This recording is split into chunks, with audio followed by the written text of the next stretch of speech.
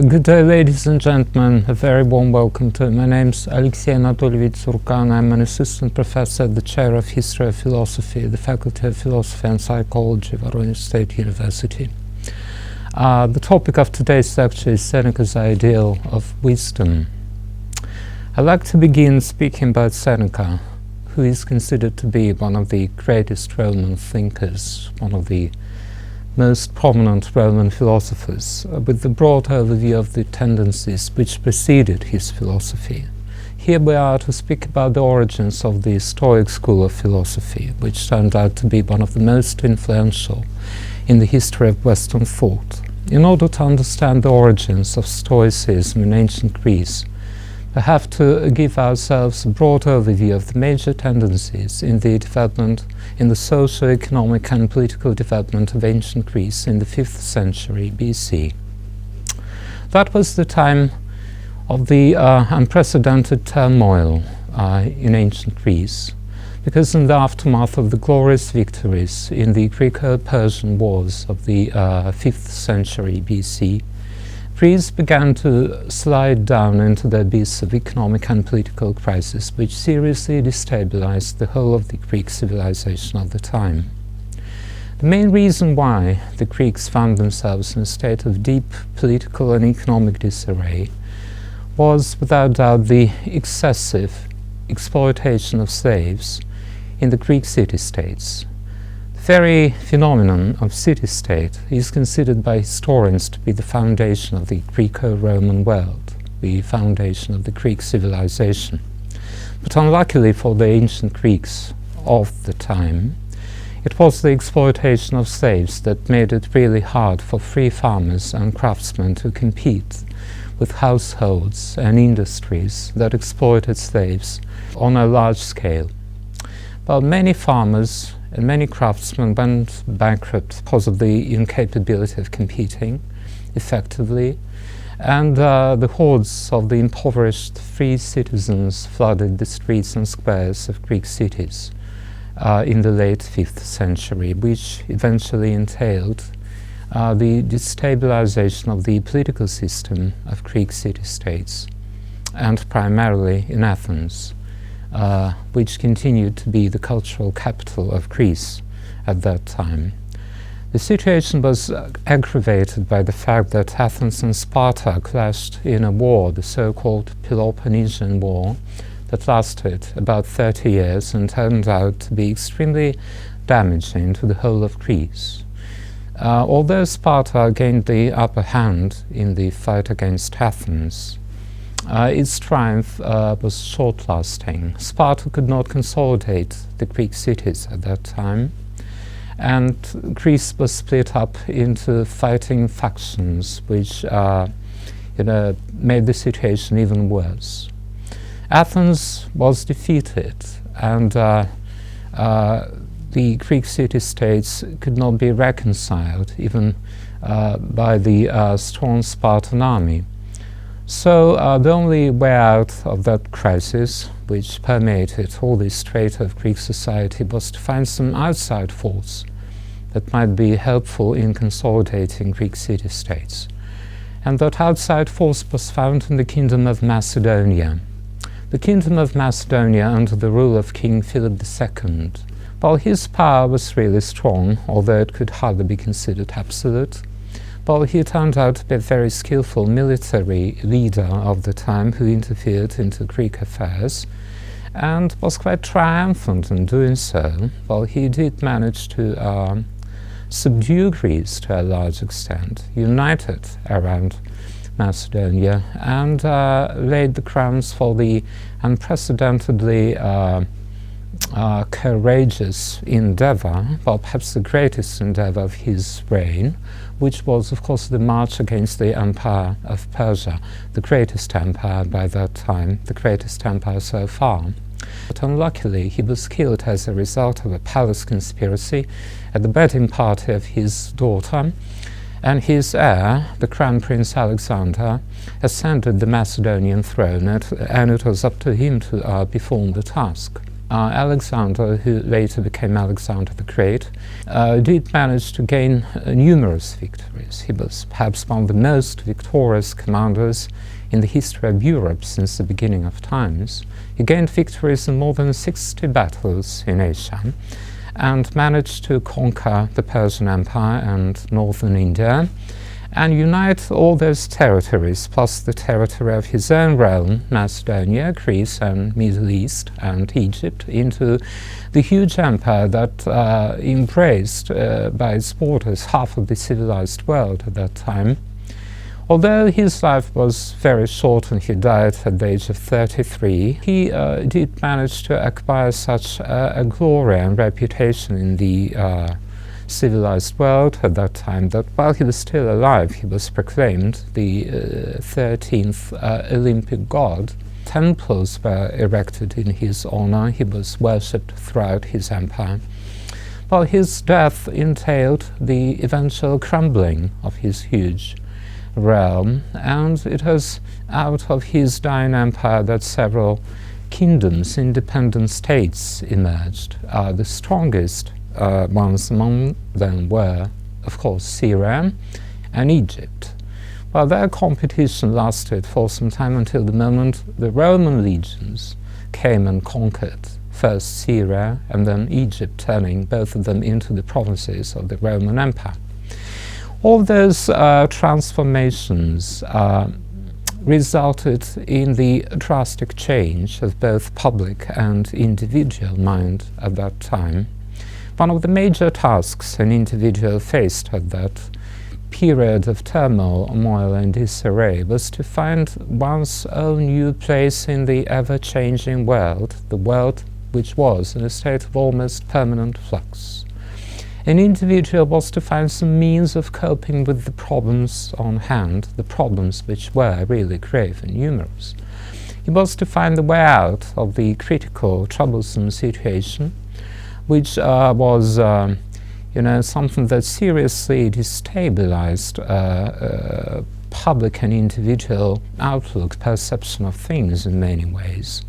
And philosophy was required to give certain answers to the challenges of the time. All the earlier philosophical theories and concepts which had been dedicated to explaining the structure of reality, the origins of being, the substance of things, all those theories lost their significance up to a certain extent. An individual wanted something new, something fresh, something which would help him re-establish harmony and peace with oneself in the first place. All those requirements were to be met by the new philosophical schools which emerged in the aftermath of the collapse of Alexander's great empire. And one of the major and most influential philosophical schools of the time was the school of Stoics. The philosophy of Stoicism in ancient Greece was formulated, at least its basic principles and approaches, was formulated by the man whose name was Zenon. He was a Semite from the island of Crete. He came to the mainland Greece, to Athens, and established his philosophical school there, which turned out to be one of the most interesting, most influential philosophical schools at that period of time and later on in the Roman period as well.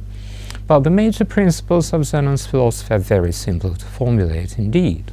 He believed that since the cosmos was a huge body, very well structured and very well arranged by Logos, the divine force or God, every human being has his or her own particular place in reality, his or her own number of duties and responsibilities which are to be upheld by all means. An individual is supposed to fulfill his duty at all costs. And since every living creature is orientated, is supposed to maintain its being by all means, it becomes one of the major principles of the Stoic philosophy. In Greek it's called oikeosis, or the principle of the maintenance of being and its amplification. To amplify being, to survive at all costs through fulfilling one's own duty and holding on to the place God gives an individual since his or her very birth, is something that plays a very important part in the Stoic doctrine.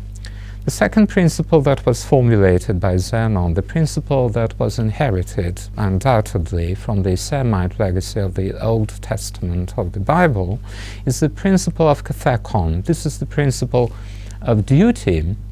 Every human being is supposed to follow his own way and serve God, or the divine in the Greek understanding of the term, well, according to one's own calling, one's own talents and abilities. Kathekon is something that came into the context of Greek culture and something that was quite alien to the classical type of Greek culture in many ways, because you know very well that the classical type of Greek culture did not contain anything that might be associated with the notion of sin, or vice, or unclean conscience. And those notions were fundamental for the Bible, for the biblical tradition. So it was grafting those notions onto the basis of Greek culture that eventually laid the grounds for the onslaught of Christianity several centuries after. Well, the structure of being, the presence of logos, the divine arrangement of things, all of those cornerstone principles of the Stoic philosophy of the earlier times exclude any interpretation of reality as something wrong or something basically false or having certain frauds. So the reality was considered to be perfect, and every particular thing, every physical object, every individual was considered to be having a perfect place, the only place which would make it possible for an individual to manifest one's own abilities and talents, to serve God to the best of one's abilities. Here comes another principle of the earlier Stoicism, which would turn out to be very important for Seneca a little bit later. The principle of necessity. Everything is dictated by fate. Everything is arranged by necessity. Everything is going on in line with necessity. And the problem there is that a mortal can't know necessity, can't grasp it, can't understand it fully. It's something that lies well beyond the powers of a mortal, but still should be accepted as the general law of things. Well, here comes the time to speak about Seneca. Lucius Annaeus Seneca. Well, he was and continues to be one of the most influential Roman thinkers of all times. I'd like to say a few words about his biography. He was born into a very well-off family in the Roman province of Baetica, which was in Spain. His father was a very famous orator. He was quite an expert in the art of elocution, and he was also quite an expert, as the legend says, in the art of memorizing things. Mnemonica, the art of memorizing, was really popular at that time. He had 3 sons, and he tried to give all of them a proper Roman education. In the Roman tradition, there were 2 ways for a nobleman to make a career. The first one, and the most popular, the most widespread, was the military service. For Seneca, that way was excluded because his health was failing, and he decided to become a lawyer. Well, that was quite a popular profession at that time, because the Roman Empire was on its rise, but still retained some of the cornerstone elements of the earlier republican tradition. Seneca believed that through practicing law, through exercising his abilities as a good orator, he could be recognized publicly, and he could hopefully launch a political career in the Roman Senate. I have to say a few words about the political atmosphere in Rome at that time in order for you to understand better the specificity of Seneca's philosophy. That was the time when the Emperor Caligula ruled in Rome, Well, Gaius Caesar Caligula is one of the most remarkable representatives of the first dynasty on the Roman throne at that time. Well, his biography, his reputation, were rather dubious, scandalous for that matter, even in his lifetime, let alone nowadays. He was quite corrupt in his morals, of course. The Roman court at that time was the cradle of every vice possible, and Caligula contributed to that reputation heavily. Well, he is known to have made his own horse in Instep, a Roman senator, quite a remarkable step which was taken by the emperor in order to humiliate the highest political body of the Roman Empire at that time. Well, and it was at the time of Caligula that Seneca's reputation as a prominent lawyer and a good orator became really conspicuous, which caused the envy of the emperor. Some of the speeches Seneca delivered in the Roman Senate were really envied by the emperor, who even contemplated the possibility of killing the young politician and lawyer. And it was the interference of one of Seneca's lover girls, who at that very time was also close to the emperor, that saved him from the violent death. His lover did manage to convince Caligula that Seneca was having a very fragile health and was going to die shortly, so there was hardly any reason to kill him. And the emperor changed his mind, because he was widely known to be very changeable in his mind, quite unstable mentally. So Seneca was exiled to the island of Corsica, where he stayed for 8 years, which saved his life. Caligula was murdered as a result of a palace conspiracy. Then there came the time of the rule of his uncle Claudius, who was very strange, although quite an educated man. Well, he knew Greek and Etruscan, and he was quite an expert in the early history of Rome. Well, he dedicated his time to writing historical books on different subjects. Unluckily for us, all of those books did not manage to survive. Up to the present day time, they are lost for historians, unfortunately. And he was rather quiet in comparison with the violent rule of his nephew Caligula. He found a new wife for himself, his own niece, whose name was Agrippina the Junior. He married her, although that was against Roman law. In many ways, a very close family connection between the uncle and the niece. Well, Agrippina was having a son by the time of her marriage to the Emperor Claudius. The son's name was Domitian. Later he chose another name, the name of Nero, and it was under the name of Nero that he entered Roman history. Seneca was summoned back to Rome from the island of Corsica to become Nero's tutor. And he acted as Nero's tutor for 5 years, which made him similar in many ways to Aristotle, who acted as a tutor to Alexander, the future Alexander the Great. Seneca took an immense pride in the fact that he was given the privilege of tutoring the future Roman emperor. And he stayed with Nero for 5 years and tried to improve his morals in the first place and just mold his personality in each and every way possible. Well, whether it was a success or a failure, we are to learn a little bit later. But the influence of Seneca on his pupil at the initial period of their communication, the period of those 5 years they were together, was really immense.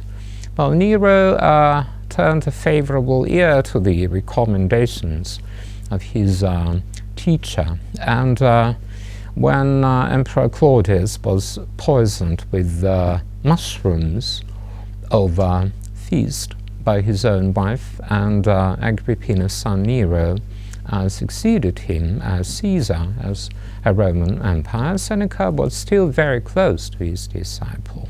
The first 5 years of Nero's rule, the so-called Quinquennium Neronis, was one of the most glorious periods in the earlier Roman Empire's history.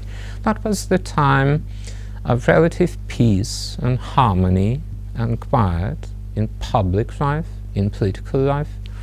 Well, that was the time when the emperor, the young 18-year-old emperor, tried to demonstrate, well, the best features of his personality. His lavishness in the first place, his readiness to help, to give money, to give assistance to those in need. Well, he was quite kind, quite candid, very predictable, very stable. But that was a very short-lasting period of his reign.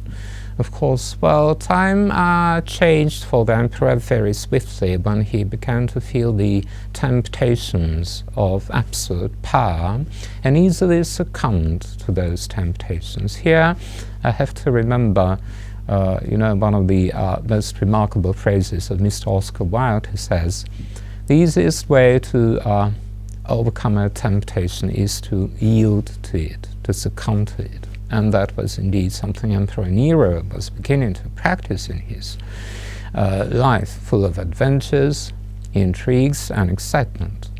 Very soon he, started feeling somewhat tired, perhaps, of the presence of his ex-tutor at his court, and his recommendations were not needed anymore. Well, he began to ignore Seneca. Well, the life of Seneca became more complicated when Nero lost his mind almost completely and plunged into the almost permanent state of corruption, depravity of all sorts, mass killings.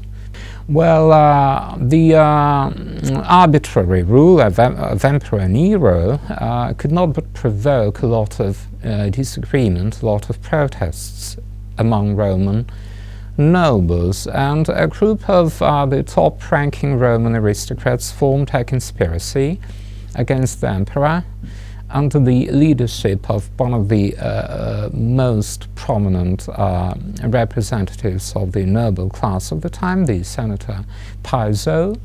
And the conspiracy was disclosed by the informers of the emperor, who were in plenty at that time, of course, because informing was one of the most profitable businesses of the time. And all the members of that conspiracy were arrested by the emperor's order. And Seneca was associated with some of the members of that conspiracy. For that very reason, he was also prosecuted and ordered by the emperor to go to one of his villas in Italy and stay there for a while, waiting for the emperor's sentence. The sentence came around shortly, and that was really brutal on Nero's part to do such a thing for his ex-tutor, an old man of almost 70 by that time. Nero sentenced him to death, but the way of dying had been chosen, in a very particular, very peculiar way. Seneca was ordered to kill himself, to commit suicide. Well, of course, it was very Roman, and I will say a few words about the phenomenon of suicide and the problem of suicide in Seneca's own philosophy a little bit later. But for the old man of 70, having received such an order, such a command from his ex-pupil was quite a blow, the blow of fate in many ways. But Seneca was a true Roman. He didn't hesitate to fulfill the command of his emperor, and he ordered his physician to cut his veins on his legs and arms in a very Roman way, a hot tub, a hot bath, some music being played, members of his family present, watching him slowly dying in that Roman way. and blood running out of his old veins. Well, it took him some time to die, because he was an old man, and his wife, who was 25 years his junior, decided to follow him, and that was also very Roman. She decided to kill himself too, in order to keep her husband company in the afterworld. Well, she ordered her veins in the arms to be cut as well, but since Nero's order was only for Seneca, well, her arms were bandaged, and she was prevented from dying, although she was ill for some time after the death of Seneca and died shortly after him.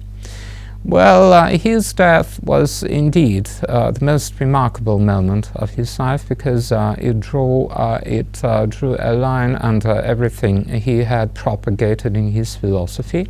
And it's high time for us to start speaking about his philosophy and his concept of wisdom at last. Here I have to say that the major work written by Seneca was his famous epistles or letters to his friend Lucilius, the governor of the island of Sicily at that time. Well, the letters survived through the medieval times. They were really popular in medieval times. The number of letters written by Seneca to Lucilius amounts to 124. And those letters remain to be one of the most popular philosophical books ever written in the Roman tradition up to the present day time. This is the example of the so-called moral philosophy. Seneca had been very well trained in philosophy. He had known all the major philosophical doctrines of the classical Greece, and highly appreciated the contribution of ancient Greeks into the development of thought. He praised Plato and his predecessors. He praised Socrates as the living embodiment of philosophy and wisdom. Well, he was very well read in Greek thought of the earlier times, but he tried to focus his attention upon the moral aspects of philosophy. And here, the philosophy of the Stoics, the Greek Stoics, came out to be really handy for him, because it contained quite a prominent moral aspect. Well, he tries to speculate upon the whole number of problems. All of them can be united somehow under the common denominator, finding the means of coping with reality and finding inner peace and harmony with oneself. So that is the major point of his philosophy, the paramount goal for the sake of which he started writing all those letters to his correspondent in Sicily. And here he tries to draw a borderline between the two cornerstone notions of his philosophy, which were inherited from the earlier Stoics: the notion of knowledge and the notion of wisdom. He says that knowledge is something that amounts to collecting information about things, but information, no matter how vast it might turn out to be, does not make a man any better morally. More than that, he emphasizes time and again that collecting information and enlarging one's own intellect, using memory, for example, or some logical tricks, all those logical puzzles and sophisms, may even worsen a man's personality, because knowledge, when it's exceedingly large, makes man vainglorious and self-conceited, which is very bad for morality. He believes that if man is orientated at acquiring as much knowledge of things as possible, he may pass himself off as an intellectual in that he may sound clever, but not be clever in the heart of hearts. And it is cleverness of heart which seems to be of real significance to Seneca. And here he says that wisdom is something that opposes knowledge in many ways, because being wise means knowing how to improve one's own moral very self. One's own morality is something that matters. And Here comes his recommendations to the effect. In order to become wise, a man should abstain from anything that might, make his soul turbulent, destabilize it, plunge it into a state of disarray. So here comes the first definition of wisdom: non-involvement. A true philosopher should stay away from the troubles of everyday life. A true philosopher should stay away from the temptations of life, from all the stereotypes which are so overwhelming and so widespread in public and individual mind. He should collect riches in order not to depend upon riches.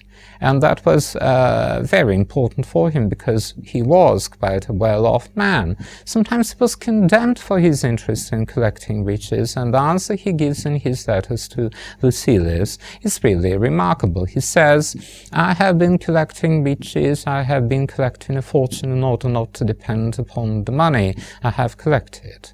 And the same thing goes about glory, for example, public acclaim. A true Roman should aspire to glory and public acclaim in order not to depend upon either of them.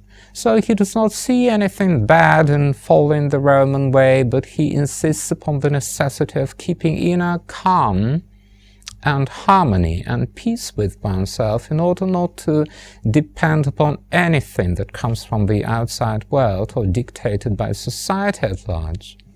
So a true wise man, a true philosopher, being part of life as it is and following his own way and fulfilling his own duty, should retain a fair amount of apathy towards everything that goes on around, because it is that sense of non-involvement that gives him a chance to preserve inner peace and harmony, the most essential value of all times, and he insists upon that. Here comes the topic of duty, of which I have already said a few words. But for a true Roman, fulfilling one's duty in the perfect world created by the gods, well, it seems to be very important, and Seneca stresses that time and again. His non-involvement concept of wisdom does not exclude an individual's participation in public life, for example, but again he stresses that no matter how closely you are involved in public life, you have to retain a certain autonomy towards the temptations of the world and the stereotypes of society. And it is very important for the proper lifestyle, which is of essential importance for any true philosopher. Another topic which is very closely associated with the problem of fate and duty is the problem of the gods. Seneca, being a true Roman, believes in the Roman gods, of course, Jupiter in the first place, and he uses the name more than once in his letters to Lucilius. But his concept of the divine is very philosophical and very stoic indeed. So, although he recognizes the presence of the Olympic gods and says that for public mind, for the proper functioning of state and society, it's very important for ordinary people, the lower class of society, to worship the Olympic gods and keep up the rituals, everything which is associated with the Olympic religion. Well, a true philosopher must be much more advanced in his vision of the divine and his understanding of the divine. He should not follow the stereotypes, the vulgar vision of the Olympic gods, which is so widespread among commoners. A true philosopher should understand the nature of the divine, and here he tries to formulate his approach towards the problem. Well, he believes that a true philosopher is someone who understands the perfection of the gods, and he knows very well that praying to them, asking them, bombarding the skies with the numerous requirements of mortals is hardly going to produce any effect whatsoever. It's just a waste of time. He believes that the best way of addressing the divine, the best way of communicating with the gods, is imitating their nature here in the imperfect world of human beings. And in order to imitate the nature of gods, a true philosopher must cultivate his soul, must become virtuous, must collect virtue, and make it strongly pronounced in his own very personality. And it is through the imitation of the virtuous side of the immortals that a human being, a mortal, may hope to find his own way to the celestial realm of the gods in the end, well, because Seneca believes in the immortality of soul, and he believes in the possibility of apotheosis in the end, which is of essential significance for the Greco-Roman civilization on the whole.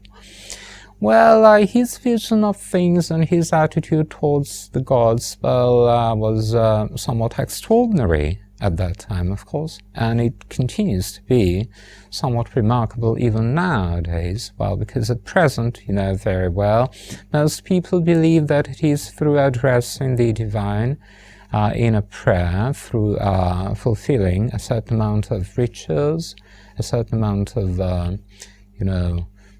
performances, if it's correct English to put it this way, that an individual might hope to be heard by the divine, and his prayers, his requirements are to be met by God. Well, I'm not going to make any comments upon that stance. I'm not going to make any comments out of the sense of political correctness, because this is a very controversial subject to discuss at present, at least. But I have to say that Seneca's approach towards the divine manifests, a certain clear-mindedness of a true Roman, from my standpoint, in many ways. Well, it seems to be really interesting and convincing, because if we are to contemplate the nature of gods seriously, without any prejudice, without any stereotype of the street, we will most probably come to the conclusion that the divine is indeed something which lacks corruption or deficiency of any sort. And if God has no deficiency of any sort, he does not need anything. He does not need anyone. He does not need any word coming from anyone to him. So there must be found some new way of communicating with the divine. Perhaps the lack of efficiency of most of the prayers human beings pronounce every morning and every evening in hundreds upon hundreds of languages all over the world. Lack of efficiency of prayer which is pronounced by a mortal,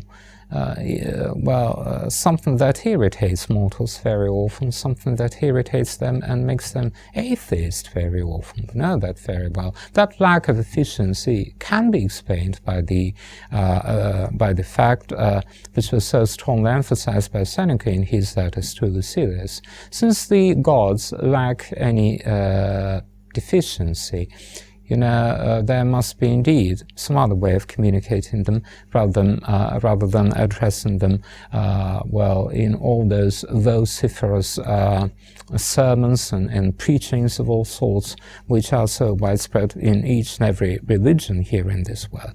But again, I have to reiterate, everyone has a particular point of view here, and this problem may be debated.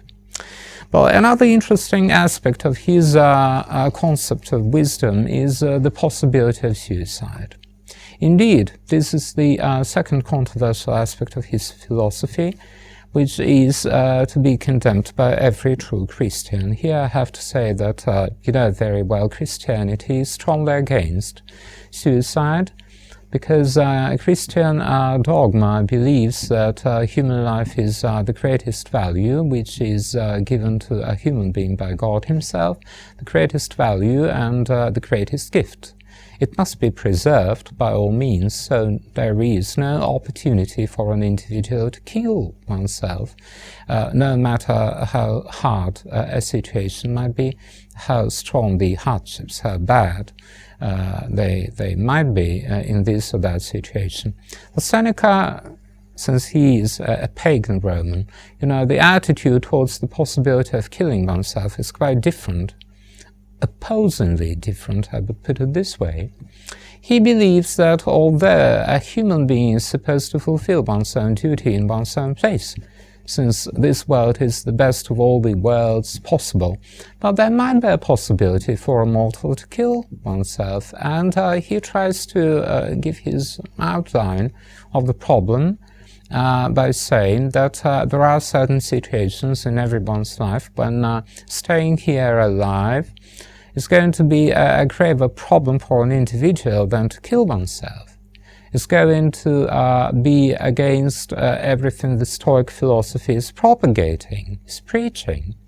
So those situations are not very numerous. Mostly they are about being taken gravely ill. If an individual is taken gravely ill and he knows very well that he's hardly going to survive, well, he has a chance to reconsider the very reason of staying alive. He has a chance to contemplate about the possibility of killing oneself. Well, it might be interpreted as a sort of a sign or a gnomon given to him by the gods, his own fate, to leave the place for good, forever. Well, another chance to contemplate the possibility of suicide, philosophically, is when you are enslaved. Seneca goes strongly against enslavement, He believes that being a slave, being dependent on anyone, anything, is something that paralyzes your soul, something that makes it really difficult for you to imitate the god's lifestyle, their very nature, to get closer to them. And if, say, a man is enslaved and loses his freedom, loses his ability to be free, to be entirely on his own, of making independent decisions, it may also provoke a certain way out, which may lie in killing oneself. So let's try to sum it all up a little bit so that a clearer picture of his concept of wisdom could emerge. Well, an individual gets into trouble time and again, and the amount of trouble he gets into tends to increase dramatically if reality at large becomes volatile, turbulent, truculent, unstable, unpredictable, insufferable, and wicked. So when reality becomes that hard to bear, that hard to stand, an individual has to find some instruments of coping with the problem. An individual has to find some means of solving the problems on hand, whose number is constantly on the rise. But the situation which is volatile, the situation of crisis, is something that stimulates an individual's interest in that type of philosophy that becomes really helpful in solving the problems like that. And it is the Stoic philosophy without doubt, because the major emphasis of the earlier Greek Stoicism and Seneca's own interpretation of that philosophy is an individual's non-involvement and independence of things. His ability to find some inner strength in oneself in order to resist reality if it's hostile and wicked.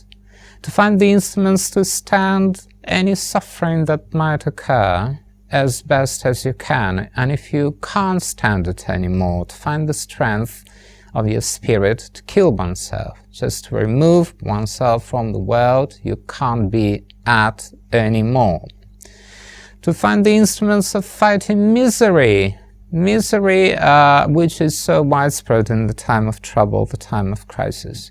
And even though you might be put in prison, even though you might be taken under arrest, even though you might be prosecuted by the authorities, even though your estate, your riches might be confiscated and your family exiled or put in prison, a true philosopher, a true wizard, a true sage must find the moral and spiritual instruments to bear all this to the best of his ability.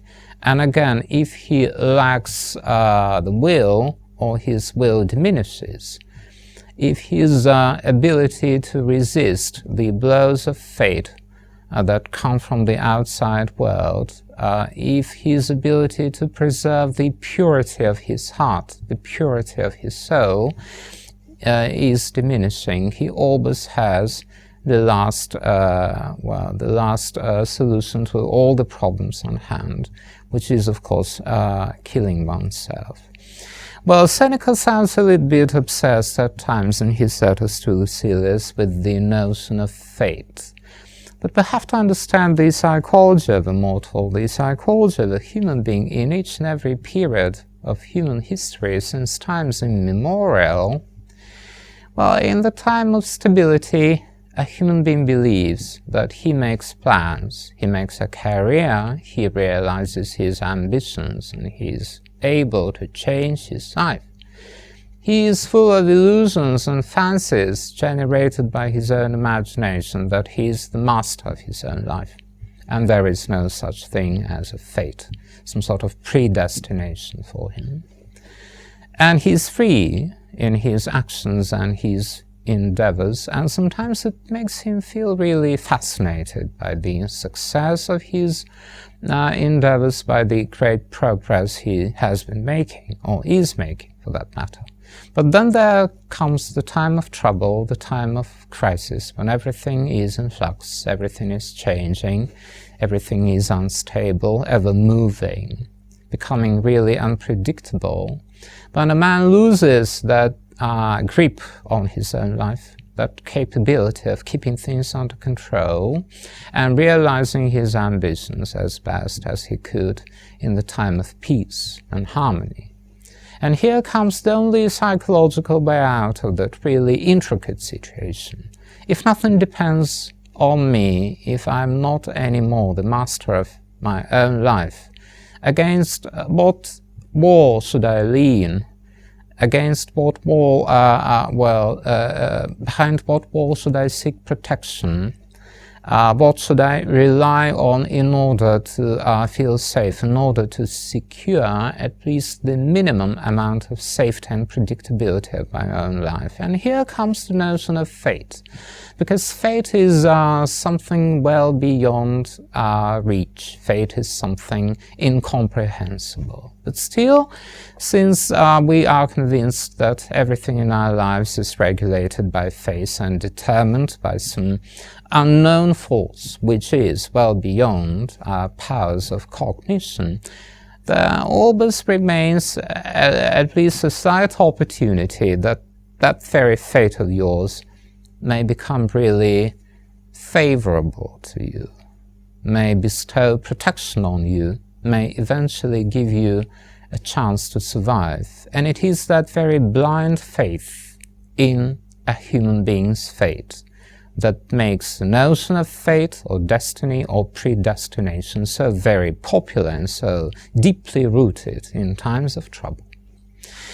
Well, that's the conclusion of my lecture, and I would like to sum it all up by reading you a verse, well, one of the most brilliant poems ever written by Joseph Brodsky. This is the superb English translation of his famous Letters to the Roman Friend, which summarize, to a large extent, everything I have had to say about Seneca's ideal of wisdom. Now is windy, and the waves are cresting over. Fall is soon to come to change the place entirely. Change of colors moves me postern even stronger than a girlfriend while she's changing her attire. Maidens comfort you, but to a certain limit, can't go further than an elbow or a knee line, while apart from body, beauty is more splendid. An embrace is as impossible as treason. I'm sent into your postern France and breeding. Has the capital soft bed and rude awakening? How's Caesar?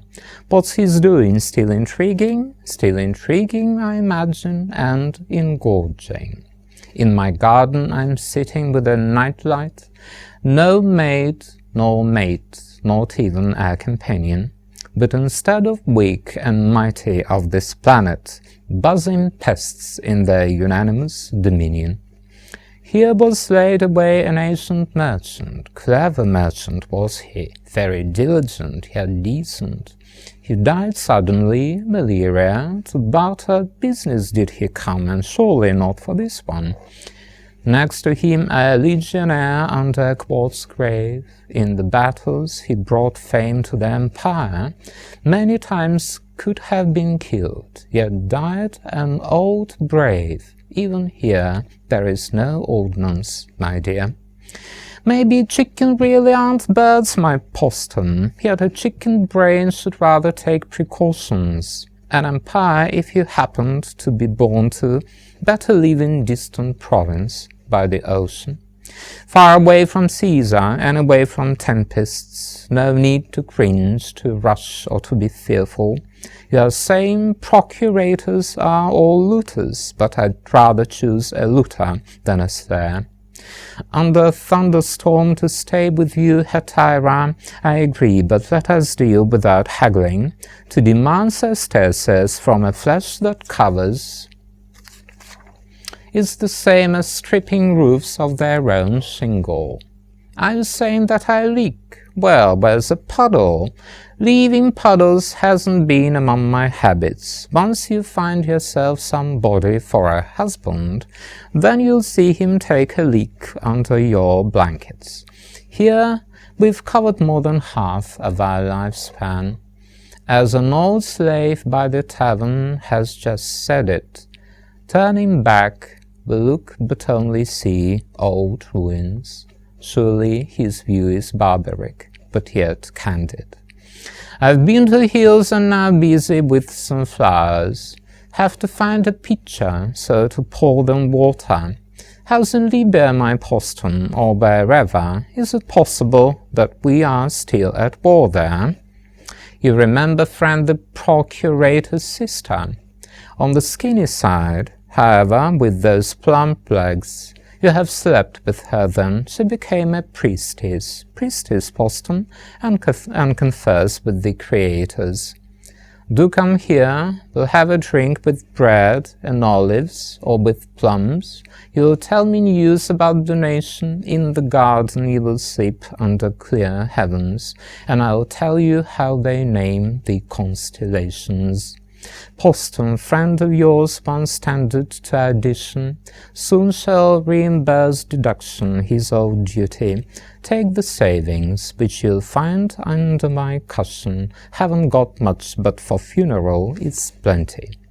On your skewboard take a ride to the Hetairas, their house is right by the town limit. Bid the price we used to pay for them to love us. They should now get the same for their lament. Laurel's leaves so green, it makes your body shudder. Wide ajar the door, a tiny window's dusty. Long deserted bed, an armchair is abandoned. Noontime sun has been absorbed by the upholstery. With the wind, by Sea Point Cape, a boat is wrestling. Roars the gulf behind the black fence of the pine trees. On the old and wind-cracked bench, Pliny the Elder, and a thrush is chirping in the mane of Cyprus. So that's the end. Thank you.